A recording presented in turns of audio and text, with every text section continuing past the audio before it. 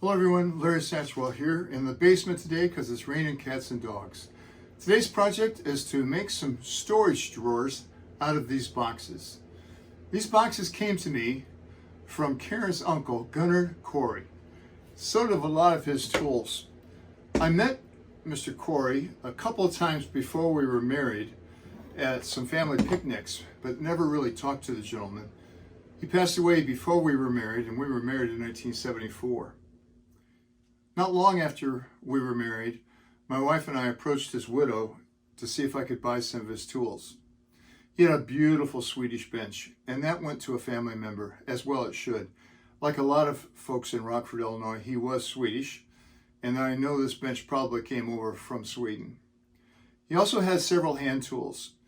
I bought a Black & Decker skill saw and a Porter cable router, that silver one, beautiful router. He had about worn it out, and it wasn't long after I started using it that I did wear it out. Had it rewired for $25, and I have since worn it out again. And to get it rewired again was just prohibitive. His skill saw is no longer in use either. I did wear it out. Dropped it a couple of times, made a few rookie mistakes. I was able to buy his hand screws. I have about 10 of those, and these wonderful old clamps. He had a beautiful table on his workbench when he passed away. He was veneering walnut and maple. It looked gorgeous. It was round. You often wonder what you're going to leave on the workshop when you're gone. He also made these boxes. I think they're maple. Had his drills in here.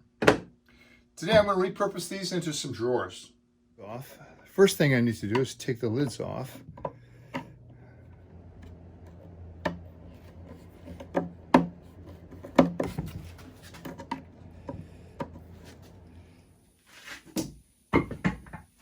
I'm going to be using full extension slides here, and these are 14-inch ones. My box is just a little bit less than 14. Well, no, it's 14 1/4. This box is 14 1/2. So when you do that, you need to know the width, and the width of this one is 9 3/8. So you add an inch for the ½ inch for the slides on each side. This was all scrap lumber. I didn't see any reason to show me cutting the lumber. You've all seen that more than once on YouTube. I think people watch it just because it's kind of like NASCAR. You're waiting for somebody to crash. Cut a finger off. I've never used this. This is Tight Bond Quick and Thick multi-surface glue. No runs. No hits, no errors, I guess. But it was on sale at Woodcraft. It's an 1 1/4 brads.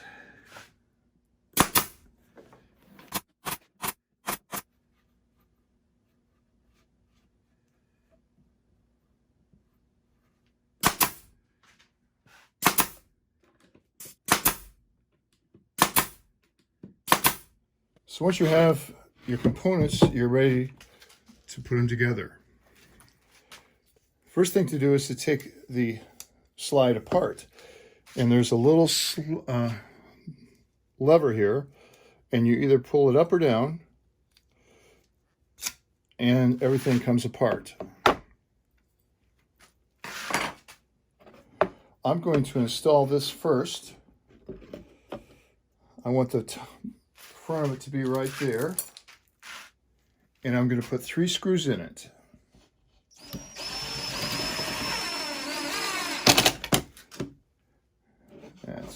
That'll work. I switched to a little shorter bit driver. I'm going to put another one right here in the back.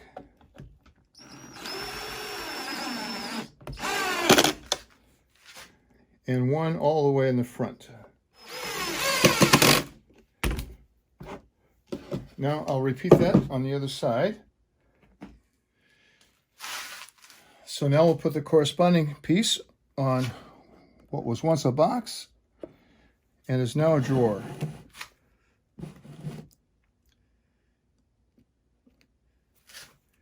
Line that up to the front.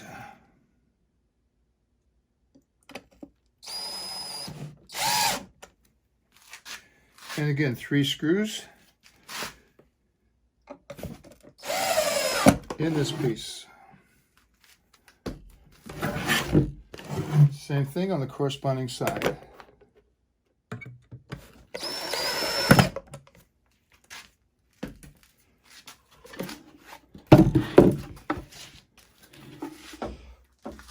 Once you have that, let's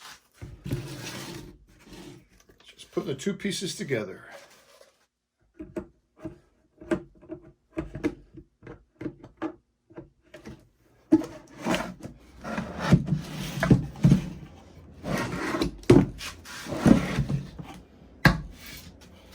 Now we'll hang them.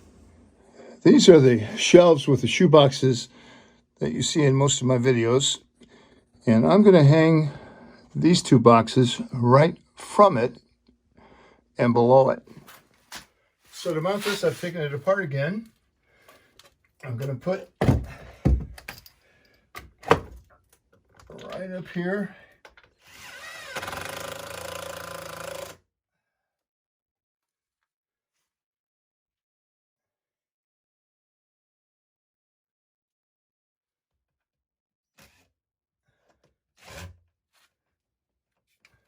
I can put it right back together.